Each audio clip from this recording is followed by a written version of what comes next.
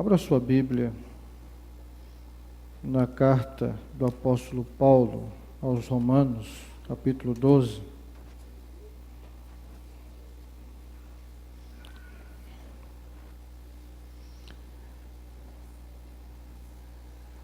Nós vamos ler apenas o verso de número 2.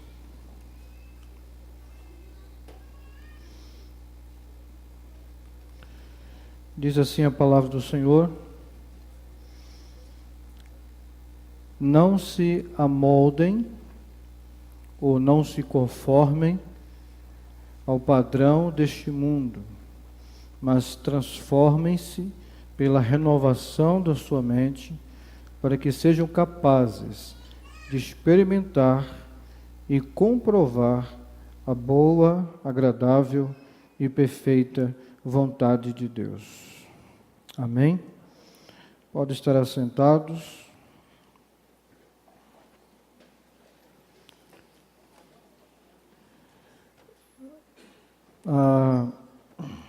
Nós estamos iniciando hoje uma série de pregações sobre que tipo de relacionamento o cristão deve ter com o mundo, em todas as esferas de poder, de governo, de domínio, a relação do cristão com o mundo, no que diz respeito à política, à ciência, a sua própria missão evangelizadora e discipuladora, a relação do cristão com o meio acadêmico, com a universidade. E eu quero introduzir essa série falando sobre o cristão e esta era secular. O cristão no mundo como um todo, né? E a primeira coisa que a gente precisa fazer é definir termos. A palavra secularização, uma palavra que vem do latim clássico, século, período de 100 anos, idade, época, o mundo, a vida do mundo e o espírito do mundo. Aí você já vem pegando agora o contexto eclesiástico, dizendo, né, o mundo na perspectiva do contexto eclesiástico é a eclipse do sagrado, ou seja, a ocultação daquilo, tudo que envolve o que é santo, o que é sagrado no mundo, a autonomia do profano, a inversão, privatização da religião, ou seja, religião é coisa para você fazer nas quatro paredes. Você não pode tornar público as suas crenças. Isso tem a ver com a secularização. Retrocesso das crenças e práticas religiosas e mundanização das próprias igrejas. As próprias igrejas também vão se secularizando ou se mundanizando, né? Porque o mundo, infelizmente, não está somente no mundo, mas infelizmente também está dentro da igreja. A mundanização ou a secularização. Um outro termo também que é importante a gente definir é secularismo.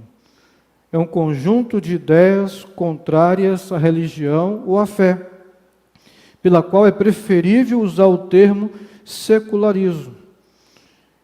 O secularismo está para a secularização, assim como o cientificismo para a ciência e o racionalismo para a racionalidade. Por quê?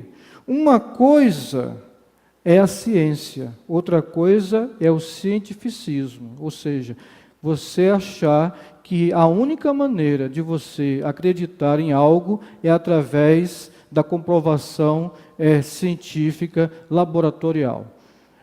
São chamados naturalistas. Por exemplo, não tem como o seu filho provar o seu amor, de um ponto de vista de laboratório, o seu amor pela sua mãe. Mas ela sabe que ele o ama, por causa das atitudes, do comportamento.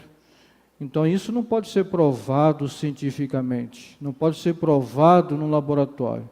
Então esse cientificismo dá lugar, aliás, toma o lugar da verdadeira ciência. E o racionalismo toma o lugar da racionalidade. É o exagero da razão, em detrimento da emoção, dos sentimentos, da paixão, porque o ser humano, além de ser uma pessoa racional, é também um ser emocional.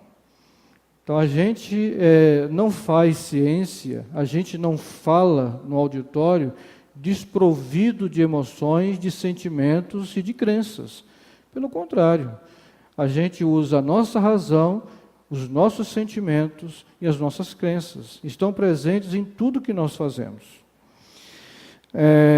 Mas aí, aprofundando um pouco mais essa definição de termos, e aí o Charles Taylor, no seu livro A Era Secular, ele faz uma diferenciação de 3 termos entre a sociedade, a pessoa e a era secular. Ou seja, o que é uma sociedade secular? É a separação entre a igreja e o Estado. O governo não tem preferência religiosa. A partir do momento que o governo começa a ter a preferência pela não religião, em querer tirar tudo que remete à religião, o governo já está fazendo uma preferência religiosa, a religião chamada ateísmo. Porque o ateísmo é uma forma de crença. Você crê que nada existe. Então, numa sociedade de fato laica, que eu acho que o doutor Valmir vai falar aqui domingo que vem, sobre a questão da relação do cristão com a política, numa sociedade laica, de fato, o Estado não tem religião, mas deixa todas as pessoas expressarem a religião que querem. Foi assim que a Inglaterra foi fundada e foi assim que os Estados Unidos foram fundados, em nome da liberdade individual. Isso é o significado de uma sociedade secular, né? É o de um Estado laico. Pessoa secular não sabe se existe um Deus. Eu diria que isso beira o agnosticismo, né? Olha, eu não sei se Deus existe, mas também ninguém pode prová-lo. Então, a pessoa secular, geralmente, ela diz isso, né? Você pergunta para ela, você crê na existência de Deus? Ele diz, olha, eu não sei, ninguém pode provar, né? Nada é sobrenatural, ou seja, tudo é natural. Eu só creio naquilo que eu vejo. Aquilo que Tomé disse para os amigos dele, né? Se eu não vir, né? Não chegar a ver, né? Os sinais da sua crucificação, não ver o seu corpo, não ver ali as suas mãos, o seu lado, de maneira nenhuma eu crerei que Jesus ressuscitou. E Jesus chama isso de incredulidade, né? Dentro da ciência, isso é chamado de naturalismo. Você só acredita que tudo que existe é a matéria. E a era secular significa que tudo recai sobre o aqui e agora. Interessante que isso está muito presente na literatura de autoajuda. O aqui e agora. Nada é eterno. O sentido da vida e a felicidade estão ligados à prosperidade econômica e ao conforto emocional. Então, tudo que as pessoas estão buscando hoje em dia é exatamente isso. Buscando o conforto emocional e a prosperidade econômica para a sua vida. O Congresso de Lausanne, que aconteceu em 74, nos trouxe alguns documentos interessantes sobre a relação da igreja com o mundo, com a sociedade. E depois que eles completaram 30 anos, eles publicaram uma série de livros pela Aliança Bíblica Universitária aqui no Brasil. E esse livro sobre o Evangelho e a cultura, o Evangelho e o homem secularizado, define da seguinte forma o homem secularizado. A cultura moderna substituiu Deus como base do comportamento, das decisões e dos valores morais. Deus e o seu povo passam a ser irrelevantes para a vida moderna. Ou seja, não me importo com o que Deus pensa, não me importo com o que a Bíblia diz. Eu sou a medida de todas as coisas, como já dizia o filósofo Parmênides. Ou seja, a minha cabeça é o meu juízo. Eu sou senhor de mim mesmo. Então, dentro dessa visão secular, existe toda uma luta por uma autonomia do homem. E essa luta pela autonomia não é nova, não é apenas do século XVIII, mas essa autonomia tem a sua origem no Jardim do Éden, quando lá Adão e Eva quiseram ser independentes de Deus. Ainda esse livro diz: o secularista clássico quer comer, beber e alegrar-se. Isso remete você a alguma coisa? Romanos, quando Paulo diz, né? Os homens dizem, comamos e bebamos, porque amanhã morreremos. Esse era o pensamento da escola de Epicuro, dos epicureus. Para ele, a vida há de ser gozada aqui e agora. Não me importo com uma eternidade, até porque eu nem acredito que haja eternidade. Pois isso é tudo que há, tudo que existe. Talvez ele vá um pouco além e dispense Deus e a religião, procurando zelosamente provar a irrelevância de Deus na vida humana e na moral. Aí eles vão procurar onde? Na filosofia moral dos homens. E vão pautar a vida moral deles em cima de quem? Quem vai ser a referência deles? Algum filósofo grego, ou então algum popstar que está na mídia. Essa é a referência do homem secular. A referência do homem secular de moralidade não é Deus, mas nem Cristo, mas o próprio homem, e não Deus. É diferente do cristão. Por quê? Porque a referência do modelo de cristão para o cristão é Jesus. E aí nós vemos, dentro dessa luta para tirar tudo aquilo que envolve o sagrado do espaço público, vem um monte de controvérsias para tirar tudo aquilo que envolve o sagrado, o religioso da esfera pública. Não só do cristianismo, mas tudo que remete talvez ao islamismo, budismo, espiritismo, etc. Mas especialmente quem mais sofre, né, essa controvérsia, essa oposição, essa resistência é a fé cristã. Porque é a fé que mais influencia, porque é uma fé que prega um exclusivismo na salvação. É uma fé que nós cantamos aqui nesta noite, que Jesus é o único caminho, a verdade e a vida. Então, como é uma fé que apresenta Cristo como o único caminho da salvação, e isso causa estranheza, resistência, as pessoas não aceitam, acham que isso é muita arrogância dos cristãos. Então, tudo aquilo que remete ao cristianismo, há uma tentativa para se tirar, inclusive os símbolos cristãos. Nós temos, por exemplo, uma reportagem aí: ministro do STF suspende artigo de lei que proíbe ensino sobre gênero e sexualidade nas escolas de Palmas. Isso é recente, o ministro Barroso fez isso. Porque o prefeito estabeleceu lá que deveria se tirar esse ensino com essa literatura. E o movimento, lá na cidade de Palmas, né, capital do Tocantins, movimento que é a favor de ensinar essa sexualidade aí, né, inclusive ideologia de gênero, eles conseguiram, no STF, derrubar um decreto do prefeito.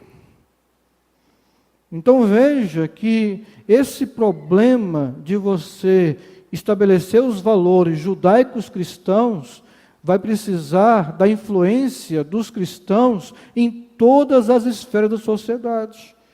Não apenas no executivo, mas no legislativo e no judiciário. Não podemos ser ingênuos, tá? Uma outra controvérsia em relação a símbolos religiosos: empresas podem proibir símbolos religiosos no local de trabalho de justiça europeia. Mas isso também se aplica aqui no Brasil. E tudo aqui é matéria de um ano para cá. Então, essa discussão sobre separar o sagrado do profano, do secular, é atualíssima. Existe ainda uma luta entre a fé e a razão, infelizmente. Gente que não quer nada associado ou que remete à religião. Temos um outro caso: crucifixo em prédio público não fere laicidade do Estado, afirma o Conselho Nacional de Justiça. Por quê? Porque o movimento neo-ateísta, né, os novos ateus, inclusive eles têm uma entidade aqui no Brasil bem militante chamada Ateia, e o objetivo deles é exatamente tirar tudo aquilo que remete a símbolos religiosos, em especial cristãos. E eles fizeram um processo, né, reivindicando que se tirasse o crucifixo de todas as repartições públicas do país. Aí chegou no STF. O Conselho Nacional de Justiça também teve que dar o seu parecer, dizendo: olha, não fere. Mas isso quer dizer que eles pararam? Não. Eles vão continuar até conseguir tentar e conseguir tirar. Por isso que eu penso, queridos, que a nossa luta como cristão para que os valores da fé cristã estejam presentes na nossa sociedade não é apenas do ponto de vista das leis, mas nós precisamos estabelecer os valores da fé cristã no coração do brasileiro. E a gente consegue fazer isso por si mesmo? Não. Quem é que consegue colocar os princípios da família cristã, os princípios da educação cristã, os princípios da fé cristã no coração do brasileiro? O Evangelho, que é o poder de Deus para a salvação de todo aquele que crê. Só através do Espírito Santo trabalhando no coração das pessoas para que elas possam crer nesses princípios. E quando elas se convertem aos princípios do Evangelho, aonde elas estiverem, na esfera de poder que ela estiver presente, ela vai influenciar com a sua visão cristã e bíblica da sociedade. Esse caminho dá mais trabalho, não dá? Por quê? Vai exigir formação do cristão. E pouca gente quer se formar biblicamente para entender como aplicar e associar, relacionar a sua fé ao seu trabalho, a sua fé à política, a sua fé à cultura, a sua fé à sociedade, a sua fé aos negócios, a sua fé à educação dos seus filhos, a sua fé ao relacionamento conjugal.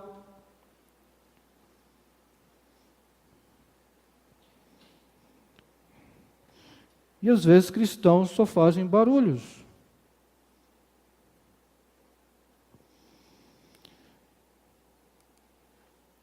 Mas, apesar de toda essa militância ateísta, anti-religião e antirreligiosa, e especialmente anticristã, apesar de tudo isso, e a gente vê, por exemplo, que já na década de 60, né, o ícone, né, tão celebrado, festejado pela sociedade, o John Lennon, ele disse o seguinte, e um jornalista no The Telegraph, ele trouxe isso em 2015, essa discussão, essa frase do John Lennon, na década de 60, antes de ser assassinado em Nova York. Ele dizia o seguinte: o cristianismo acabará, desaparecerá, minguará para sempre. Ele diz assim: não preciso argumentar acerca disso. Estou certo e o tempo provará que tenho razão.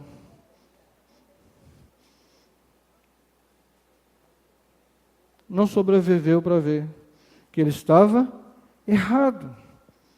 Voltaire, um dos maiores inimigos do cristianismo na França, no século XVIII, ele dizia: daqui a 100 anos não haverá mais Bíblia na face da terra. Voltaire morreu. E por ironia divina, a casa de Voltaire se tornou a Sociedade Francesa da Bíblia. E mais, pasmem, a imprensa, né, que ele usava para imprimir os seus livros, foi usada para imprimir a Bíblia em Paris. Por quê? Porque aquilo que Jesus disse para Saulo de Tarso: duro, Saulo, é para ti vir contra os meus aguilhões. Para o cristão nascido de novo, o cristianismo não é apenas uma religião, mas o cristianismo traz na sua essência o Evangelho, que é o poder de Deus para a salvação de todo aquele que crê. E aí que está o poder do cristianismo.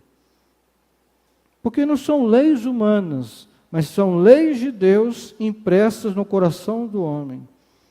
Aquilo que Ezequiel disse no capítulo 36, profetizando sobre a obra regeneradora do Espírito Santo na vida de todo aquele que ouvisse o Evangelho e cresce em Jesus. Ele diz assim: ninguém mais precisará ensinar a lei ao seu irmão, porque eu colocarei as minhas leis no vosso coração. Porque a obra da regeneração, feita pelo Espírito Santo, é de dentro para fora. E toda religião, exceto o Evangelho de Jesus Cristo, propõe uma mudança de fora para dentro. O Evangelho, que é o poder de Deus, e só Ele tem esse poder, porque pela atuação do Espírito Santo, faz a mudança de dentro para fora. Se nós olharmos, por exemplo, as palavras do Peter Atkins, professor de Química da Universidade de Oxford, em seu livro A Imaginação da Natureza, os Limites da Visão Científica, ele diz o seguinte: ele era um militante ateísta, né, que não via nenhuma associação entre a ciência e a religião. Para ele é óleo e água. E o Peter Atkins dizia o seguinte: ciência e religião não podem reconciliar-se. E a humanidade deveria começar a apreciar o poder da sua cria e afastar todas as tentativas de acordo. A religião fracassou.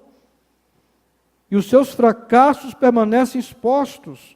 A ciência, como sua bem-sucedida busca de competência universal por meio da edificação do mínimo, o supremo deleito do intelecto, deveria ser reconhecida como a rainha.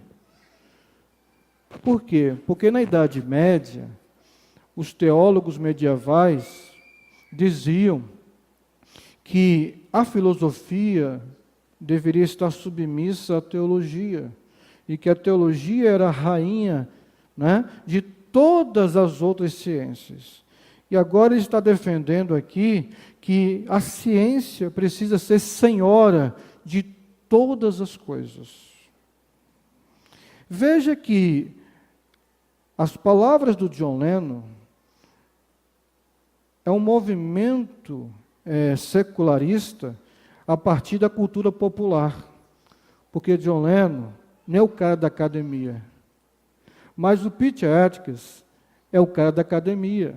E ele está também pregando o cientificismo, o secularismo, a partir de quê? Do mundo acadêmico.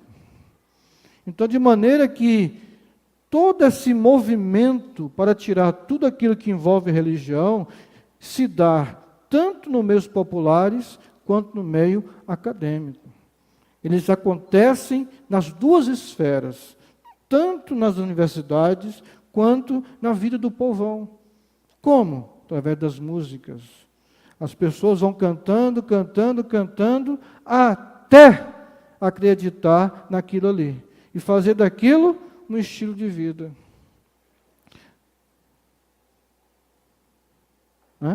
A maior parte das músicas são músicas que apregoam a autonomia do ser humano.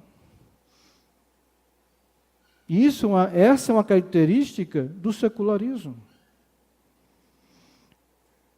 E aí, se você for para o Richard Dawkins, que é o cientista, biólogo, mais ativista contra tudo que remete à religião, escreveu diversos livros contra a religião.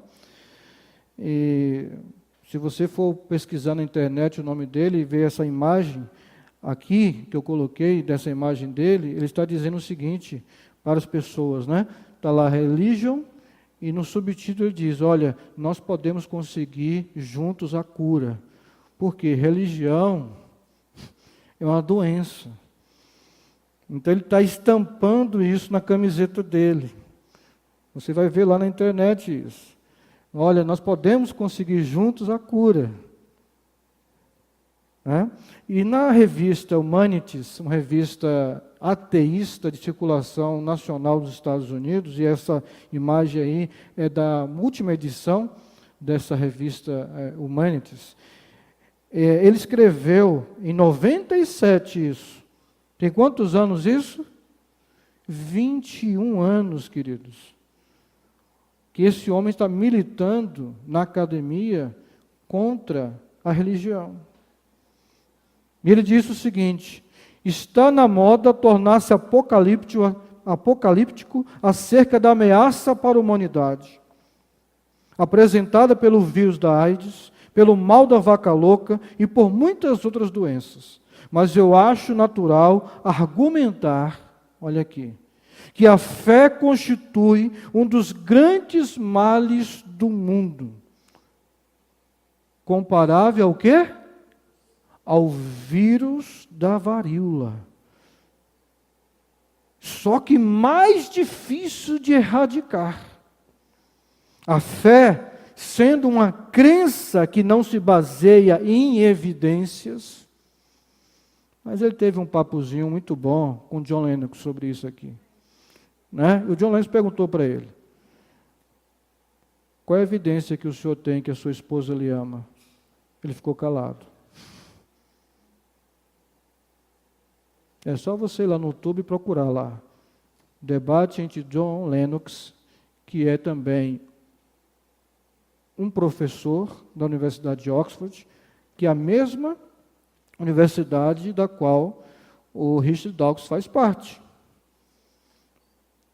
Só que a área do Richard Dawkins é biologia. E a área do John Lennox, que é um cristão e teólogo de alto nível, tem dezenas de livros escritos. Ele é um professor da área de matemática e de filosofia da ciência. É difícil colocar o John Lennon no bolso.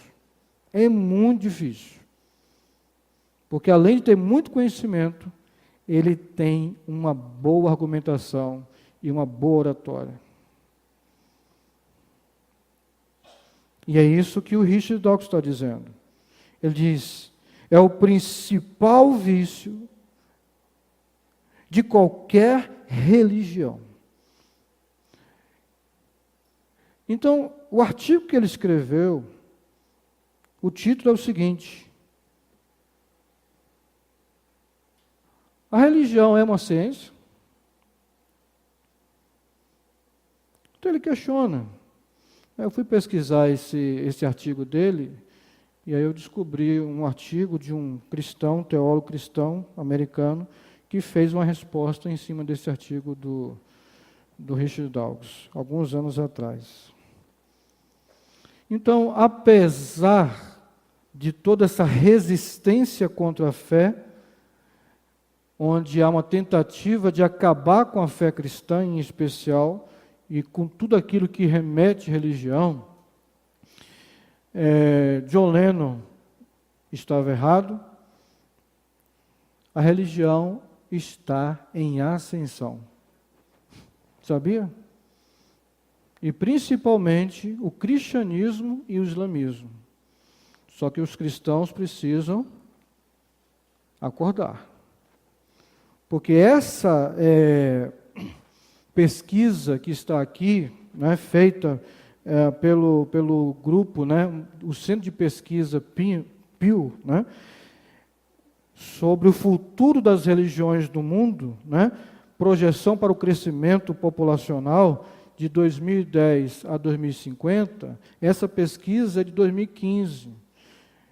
Ano passado já saiu uma nova pesquisa. E mostra, porque eles fizeram até 2050. Agora eles lançaram uma nova pesquisa até 2070. E o que é que acontece? O cristianismo vai continuar crescendo, o islamismo também, mas percentualmente, né, empatados, 34% a 35%. 34% para o crescimento do islamismo até 2070 e 35% para o cristianismo até 2070. E o que é que contribui para esse crescimento do islamismo? Primeiro, eles têm muitos jovens hoje e que vão chegar até 2070. E outra coisa, a proporção de filhos. Para cada muçulmano, a proporção é no mínimo 3. E para cada cristão, a proporção de no mínimo 1,8 a 2. Então, eles estão fazendo filhos muçulmanos. Muitas vezes, os cristãos também estão fazendo filhos, mas não estão ensinando o cristianismo para os seus filhos. Aí nós vamos incorrer no risco de termos uma sociedade secularizada, mesmo de maioria cristã. Porque existe isso também. É o que acontece na Europa. As pessoas são nominalmente cristãs, mas estão só secularizadas. E o Brasil está caminhando para isso. Quando você prega um cristianismo de prosperidade, um cristianismo de adesão e não de conversão, você vai gerar crentes nominais. Gente que não crê de fato em Jesus Cristo, que não vive uma fé pessoal, mas uma fé herdada e não escolhida. Porque essa mesma pesquisa revela que as igrejas que estão crescendo são aquelas igrejas que pregam uma fé escolhida. Ou seja, você cresce e você tem que fazer uma decisão pessoal por Cristo Jesus. E as igrejas de teologia liberal, e as igrejas, que as pessoas são cristãos, porque herdaram a fé luterana, herdaram a fé anglicana, herdaram a fé presbiteriana, essas igrejas estão diminuindo na Europa e nos Estados Unidos. Por quê? Porque a fé herdada tem a tendência de gerar cristãos nominais. Mas as igrejas que pregam a fé pessoal, onde a pessoa precisa tomar uma decisão por Cristo, se arrepender dos seus pecados, se converter e não se acomodar, achando que porque cresceu na igreja já é nascido de novo, é um engano. Então a religião está em ascensão. E é o seguinte, e as pesquisas mostram que esses novos ateus que estão aí nesse movimento todo para tirar tudo aquilo que envolve religião, na verdade é uma reação a esta ascensão da religião. Eles estão incomodados, mas as pesquisas mostram que eles vão cair, vão diminuir. Os ateus vão diminuir no mundo. A tendência é as pessoas abraçarem cada vez mais a religião. A fé também está florescendo entre os mais instruídos.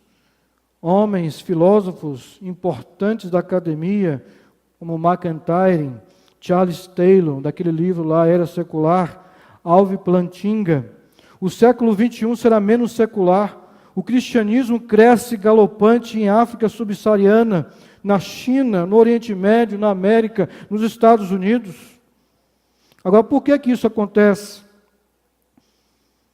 Há várias razões, mas eu queria trazer pelo menos essa. Uma consciência de que falta alguma coisa na vida humana. De que você pode ter sucesso, você pode ganhar dinheiro, você pode ter nome, renome, você pode ter títulos, mas dinheiro não preenche o vazio da alma. É aquilo que Calvino disse no seu livro Institutas, sobre o senso de divindade que Deus colocou no homem. Ele diz, a mente humana possui algum senso de divindade. Deus concedeu a todos algumas noções de sua existência. A lembrança a qual ele renova com frequência e insensivelmente, de modo que, como os homens universalmente, sabem que existe um Deus e que ele é o seu Criador. Santo Agostinho, no seu livro As Confissões, muito conhecido por essa frase, fizeste-nos, Senhor, para ti, e o nosso coração anda inquieto enquanto não descansar em ti. Acredito que todos que estão aqui e que já experimentaram o encontro com Jesus, podem dizer isso. Hoje eu posso descansar, porque eu encontrei Jesus na minha vida. Fyodor Dostoiévski disse, existe no homem um vazio do tamanho de Deus. Que dinheiro, filosofia, estudo, academia, universidade não vão preencher. Pode te dar sucesso, fama, conforto, status, mas não satisfará a tua alma. Por quê? Só o Senhor é o meu pastor, e nada me faltará. Deitar-me faz Ele em verdes pastos, e Ele me guia por águas mansas, tranquilas. Ele renova a minha alma, refrigera a minha alma. Eu encontro nele descanso. Agora, existem alguns alertas bíblicos acerca da secularização. Quando você encontra em 2 Timóteo, Paulo dizendo assim, no capítulo 4, verso 10, porque Demas me desamparou, foi embora, me abandonou, Paulo está dizendo. Por quê? Amando o presente século. Aqui eu entendo que ele não abandonou somente o ministério, ele abandonou a fé. Porque ele poderia ter dito assim para Paulo, Paulo, eu não tenho vocação apostólica, não dá para caminhar com você, Paulo. Paulo, eu vou voltar para a igreja, vou fazer meu trabalho na igreja ali, local. Vou ficar em Éfeso, ajudando Timóteo, entendeu? Se tivesse acontecido isso, será que Paulo teria escrito isso aqui? Não. Mas aqui ele está falando é que ele amou o presente mundo. Ele se fascinou por esse mundo. E ele naufragou na fé. E o cara andou com Paulo. Então, você e eu precisamos sempre ser alertados sobre isso. Sobre o amor a este mundo, a este século. E é o que diz o texto que nós lemos no início. Não vos conformeis com este mundo, mas transformai-vos pela renovação do vosso entendimento, para que vocês possam experimentar a boa, perfeita e agradável vontade de Deus. E olha João, na sua epístola, no capítulo 2, 15 e 16, famosíssimo. Ele diz assim: não ameis o mundo, nem o que no mundo há. Se alguém ama o mundo, o amor do Pai não está nele, porque tudo que há no mundo, a concupiscência, ou seja, a cobiça da carne, a cobiça dos olhos e a soberba da vida, ou seja, a ostentação dos bens materiais, o orgulho, que João diz, não é do Pai, mas do mundo. Então, João é muito claro no seu evangelho em separar. O mundo de João, para os filósofos, é maniqueísta. Mas Deus faz separação mesmo. Entre o santo e profano, você vai encontrar muito isso em João. O mundo de Deus, o mundo dos homens, a glória dos homens, a glória de Deus, morte e vida, luz e trevas. E como é que o mundo começou em Gênesis? Não foi Deus fazendo separação entre a luz e as trevas, entre as águas e a extensão terrestre? Então há momentos que você precisa ter uma postura de separação do mundo. E eu vou falar sobre isso. Agora, já caminhando para o final. Diante de tudo isso, qual deve ser a minha postura como cristão no mundo? Primeiro, assumir a sua identidade de estrangeiro no mundo, pregando e ensinando uma igreja peregrina e perseguida.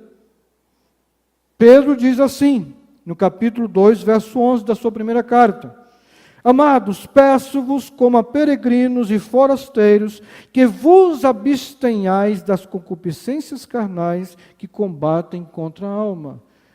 Ele diz assim, como o quê? Peregrinos e forasteiros. Porque às vezes tem alguns cristãos que parece que vão viver aqui a vida inteira, nesse mundo que está aí. Deus vai restaurar todas as coisas, nos céus e na terra, na volta de Jesus. Amém? Mas é nesse mundo, nesse novo céu e nessa nova terra, é que nós vamos viver eternamente.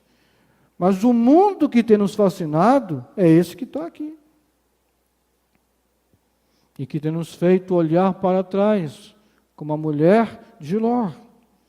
Então Pedro está dizendo para esses cristãos e para nós, que nós estamos no meio do mundo, mas afastados do mundo. Estamos em terra estrangeira, e que estamos de passagem pelo país. Você está de passagem? Ou você veio para ficar? Hã? O Dietrich Bonhoeffer, falando para uma igreja que está sofrendo sob o nazismo de Hitler, no seu livro Discipulado, ele diz o seguinte: quando a igreja entende que ela é peregrina, ele diz o seguinte: a qualquer momento, a comunidade cristã pode receber o sinal de seguir em frente, como aconteceu com o povo de Israel no deserto. O que acontecia? Quando a nuvem andava de noite, aliás, de dia, né? A nuvem era de dia. Quando a nuvem andava de dia, eles andavam. Quando a coluna de fogo andava de noite, eles andavam. Quando ela parava, eles paravam. Interessante, quem marcava o passo era Deus. E tinha gente que queria descansar às vezes. E às vezes Deus acordava muita gente 4 horas da manhã para marchar. A coluna começava a se movimentar lá. E todo mundo tinha que acordar, meu filho. Porque se ficasse para trás, os amalequitas pegavam. Entendeu? E aí o Dietrich Bonhoeffer vai dizer o seguinte para essa igreja que quer se acomodar no mundo de Hitler. Então, quando essa igreja recebe o comando de seguir em frente, o que ela faz? Ela levanta acampamento, deixando para trás todos os amigos e parentes mundanos e seguindo apenas a voz daquele que a chamou, que é Jesus. Ela deixa o país estrangeiro e segue em frente o rumo à sua casa celestial. É isso que Paulo está dizendo. Estou disposto a morrer, a descer a Jerusalém e morrer por causa do Evangelho, porque em nada tenho a minha vida por preciosa, contanto que cumpra com alegria a carreira e o ministério que recebi do Senhor Jesus. Lá em Atos 20 e 24. E eu penso que os cristãos do primeiro século, né, depois dos apóstolos ali, eles entenderam essa mensagem de Pedro. E nesse fragmento da carta a Diogneto, Diogneto é uma carta anônima a um homem chamado Diogneto. Possivelmente um homem muito importante na sociedade romana daquela época. E a pessoa que escreveu, falando sobre como era a vida dos cristãos por volta do ano 120 depois de Cristo, ele disse o seguinte: habitando cidades gregas e bárbaras, conforme coube em sorte a cada um, e seguindo os usos e costumes das regiões, no vestuário, no regime alimentar e no resto da vida. Eles não eram ETs, e eram cheios do Espírito Santo. Amém? Olha só. Revelam unanimemente uma maravilhosa e paradoxal constituição no seu regime de vida político-social. Eles tinham um regime político-social interno, que superava o regime político-social de Roma. E eles dizem: habitam pátrias próprias, mas como peregrinos, participam de tudo como cidadãos, e todos sofrem como estrangeiros. Toda a terra estrangeira é para eles uma pátria. E toda pátria uma terra estrangeira. Você pode repetir comigo isso aqui? Toda terra estrangeira é para eles uma pátria. E toda pátria é uma terra estrangeira. Ou seja, você está no Brasil, é a sua pátria, mas você é cristão.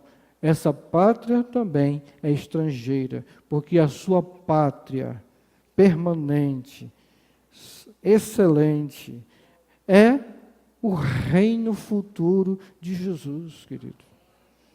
Tem que entender esse negócio, tem que entrar no coração, não só na cabeça. Segundo, o cristão precisa estar consciente da sua santidade e mundanidade. Essa palavra mundanidade é diferente de mundanismo. É uma palavra muito usada pelo Dr. John Stott. O crente precisa estar consciente da sua santidade e mundanidade. Ou seja, ele é santo em Cristo, mas ele está neste mundo que está aqui. Ele é alguém que está no mundo, mas não é mundano. Como santos, o crente precisa ser separado do mundo. João 17:16, Jesus disse, orando ao Pai, dizendo: Senhor, esses que creem em mim não são do mundo, como eu também não sou. Mas ele diz assim: Pai, tira esse povo todo do mundo, porque não é do mundo? Não. Ele continua a oração. Por isso, não peço que os tire do mundo, mas que os livre do mal. Então, esses santos que são separados do mundo, são enviados como missionários de Deus ao mundo. E no verso 18 ele diz: assim como me enviaste ao mundo, eu os enviei ao mundo. E em João 20, 21, depois de ressuscitado, ele confirma novamente essa missão para os cristãos. Assim como meu Pai me enviou, eu também vos envio. Então a gente vive esse paradoxo como cristão. Ao mesmo tempo, nós somos santos no mundo, mas estamos no mundo e precisamos cumprir a nossa missão no mundo, de pregar o Evangelho e espelhar Jesus Cristo neste mundo. Uma outra coisa importante, o cristão precisa ser inconfundível e influenciador. Nós lemos aqui no início do culto, Jesus dizendo, lá em Mateus, no Sermão do Monte, no capítulo 5, vocês são o sal da terra e a luz do mundo. Porque o sal, querido, dá sabor, o sal preserva, o sal é diferente. E o cristão precisa ser santo, precisa ser diferente. Não pode se misturar. É preciso haver uma diferença entre o mundo e a igreja. As pessoas que estão no mundo precisam perceber que a igreja não é o mundo. Mas também as pessoas que estão fora da igreja precisam ver a nossa luz, que vem por causa de Cristo. E a nossa luz é o que Jesus fala? As boas obras. Para ser salvo? Não. Mas para revelar as obras do Pai na nossa vida. Para que o nome de Deus seja glorificado através daquilo que você faz de certo no seu trabalho, na escola, nas suas relações familiares e profissionais. De maneira que o cristão tem que ter uma postura de sal e luz, diferenciadora e influenciadora. Influenciar, sobretudo, com a sua vida e com o seu testemunho. Quarto, praticar uma fé profética. Presta bem atenção nisso aqui. Fé profética, o que é? Quando o profeta, ele era chamado por Deus, ele subia à presença de Deus, sim ou não? Ele ia à presença de Deus, mas ele ficava lá permanentemente? Não. Ele descia. Para quê?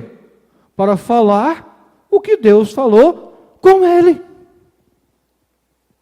E nós vemos isso tanto em Moisés quanto em Jesus.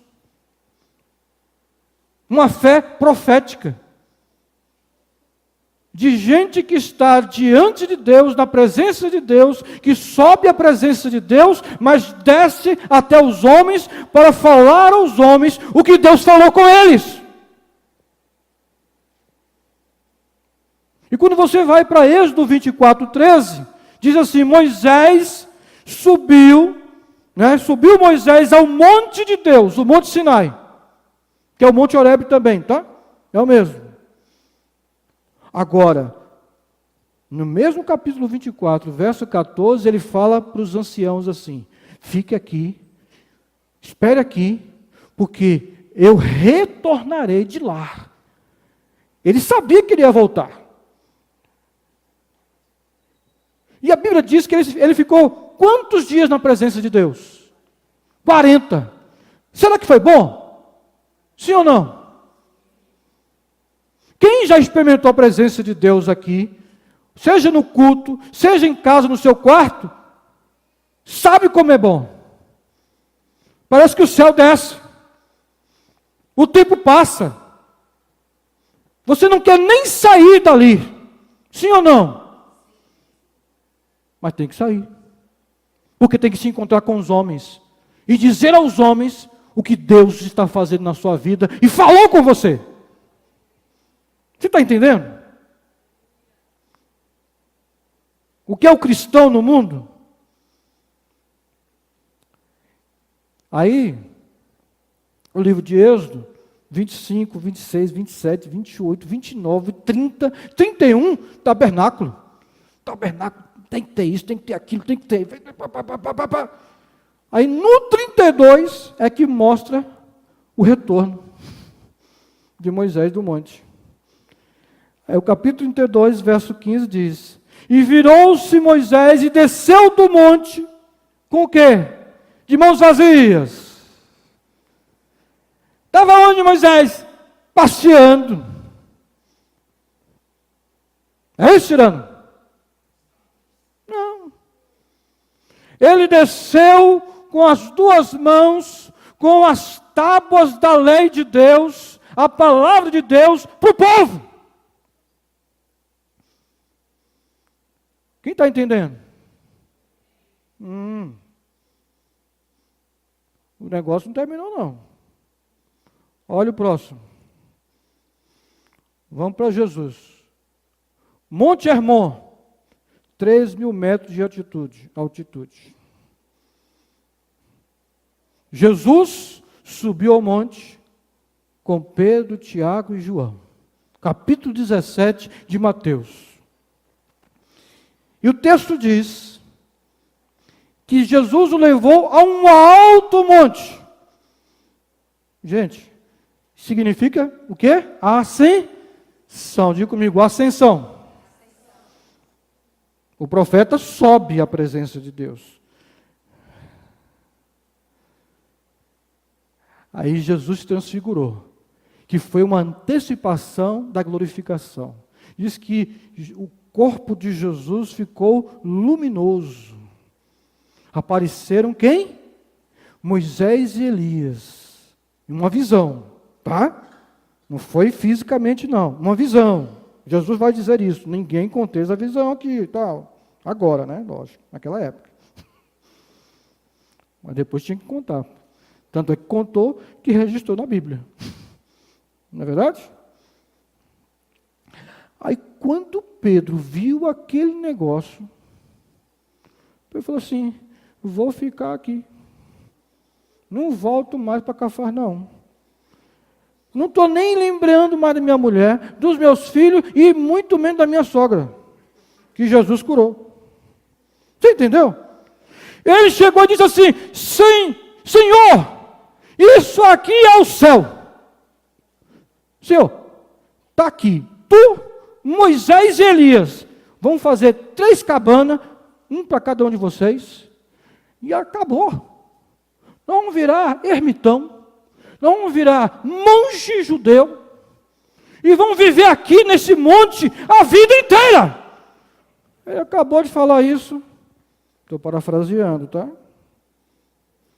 Ele acabou de falar isso. O que aconteceu? Moisés sumiu. Elias sumiu. Passou o negócio? Eu bati aqui, passou. Voltar. Voltou? Tá bom. Sumiram. Quem ficou? Lógico, Jesus. Ele é maravilhoso. Aí uma voz do céu vem e diz: este é o meu filho amado, que tem me dado muito prazer. Ouçam a ele, porque ele cumpriu a lei e os profetas, Moisés e Elias. Agora, o que é que diz o verso 8 e 9? E erguendo eles os olhos, não viram mais ninguém a não ser Jesus, enquanto desciam do monte, Jesus lhes ordenou: tem que subir e tem que descer.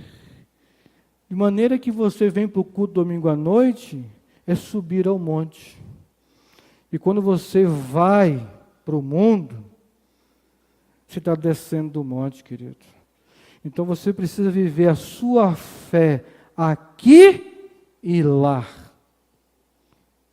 Aqui na igreja, no culto, no monte, sabe? Aquele culto abençoado. Mas tem que profetizar a sua fé lá onde você está. Lógico, respeitando a fé dos outros, sim.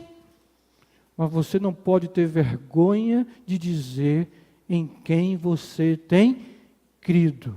e sabe que Ele é poderoso para guardar a sua vida até a volta de Jesus. Quem crê nisso, aplauda o Senhor Jesus.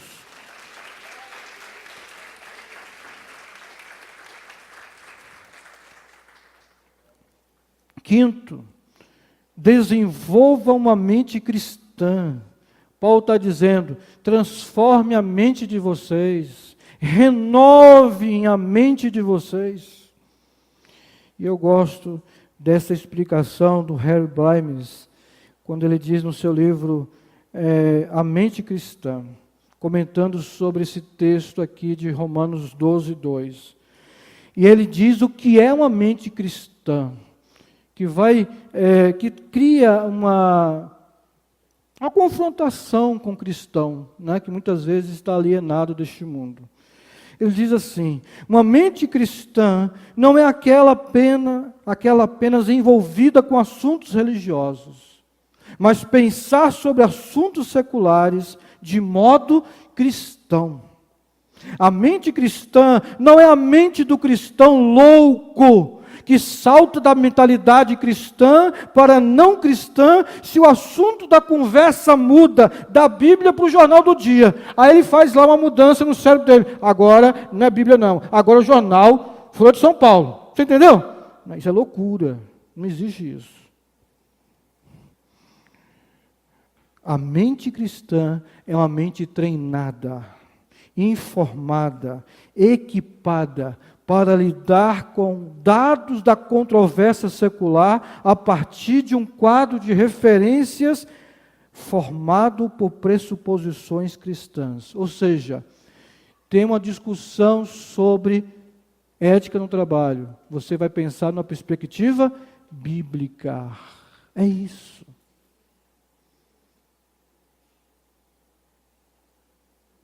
Política, numa perspectiva bíblica. Cultura, perspectiva bíblica. Ciência, uma perspectiva bíblica.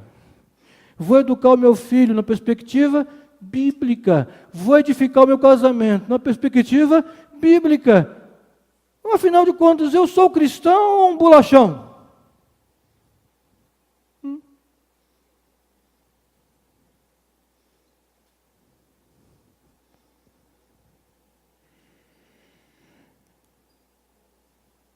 E por fim, querido, precisa ter uma postura vitoriosa sobre o mundo. O cristão é vitorioso. O que foi? Ok. Olha o que Jesus disse. No mundo vocês vão ter aflições, mas tenham ânimo. Eu venci o mundo. Paulo, dizendo para uma igreja que está sofrendo perseguição em Roma, diz: mas em todas estas coisas nós somos mais do que vencedores por meio daquele que nos amou. Romanos 8,37. Escrevendo à igreja de Corinto, no capítulo 2, verso 14, Paulo diz: mas graças a Deus que nos dá sempre a vitória, ou que nos conduz vitoriosamente em Cristo, e por nosso intermédio exala em todo lugar a fragrância do seu conhecimento. Só que eu gosto mais desse texto de João, porque ele diz o seguinte: o que é nascido de Deus vence o mundo, o secularismo, a secularização, o que quer que seja. E esta é a vitória que vence o mundo. É o quê? A nossa fé. E aí João pergunta: e quem é que vence o mundo? Senão aquele que crê que Jesus Cristo é o Filho de Deus. Você precisa ir para a universidade na certeza de que você é um cristão que nasceu de novo, que tem uma experiência pessoal com Jesus, e que você tem a certeza de vencer os 4, 5, 6, 7 anos na faculdade, porque você creu em Jesus Cristo como Filho de Deus, meu filho.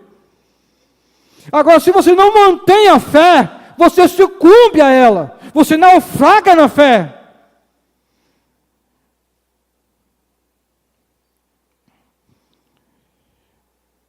Eu gosto disso. E esta é a vitória que vence o mundo, a nossa fé. Porque muitas vezes lá no trabalho você aceita o suborno, porque você acha que você não vai ter dinheiro suficiente para sustentar a sua família. Essa é a hora de você exercitar a sua fé no Deus que providencia. Não é verdade? Quando você estuda e não cola, você está exercitando a sua fé no Filho de Deus. Concorda? Quando você estuda, fazendo a sua parte, e você ora pedindo para Deus lhe dar sabedoria, inteligência, capacidade de lembrar no dia da prova, no concurso, no Enem, você está exercitando a sua fé no Filho de Deus. Você está entendendo? Quando você fecha a sua casa e você ora e dorme com segurança, e não fica levantando toda madrugada para ver se a porta está trancada ou não, você está exercitando a sua fé no Filho de Deus.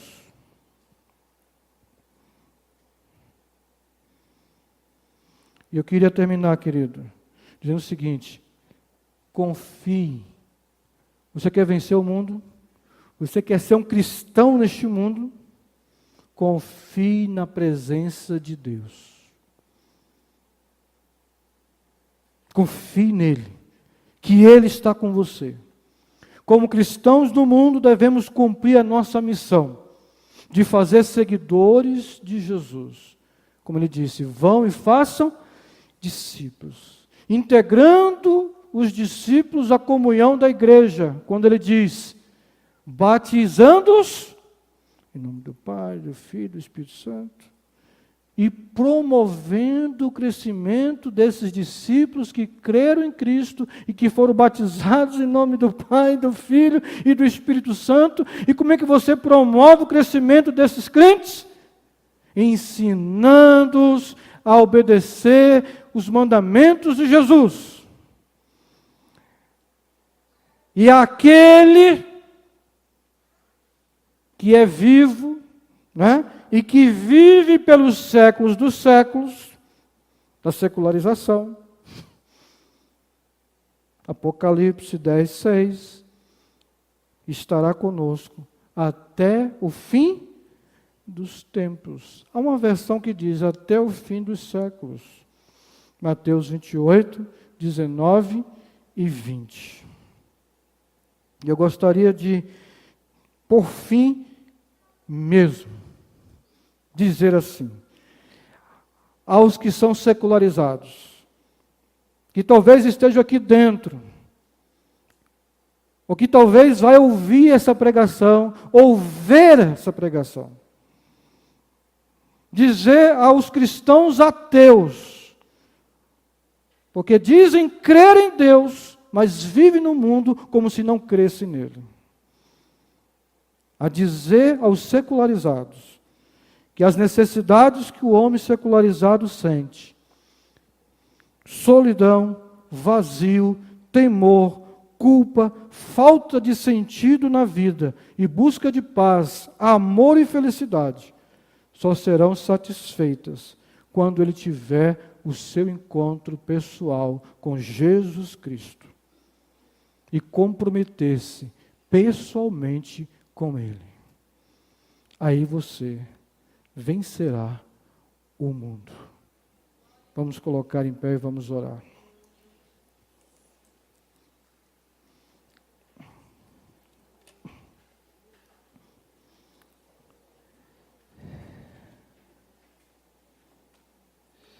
Aleluia. Feche teus olhos.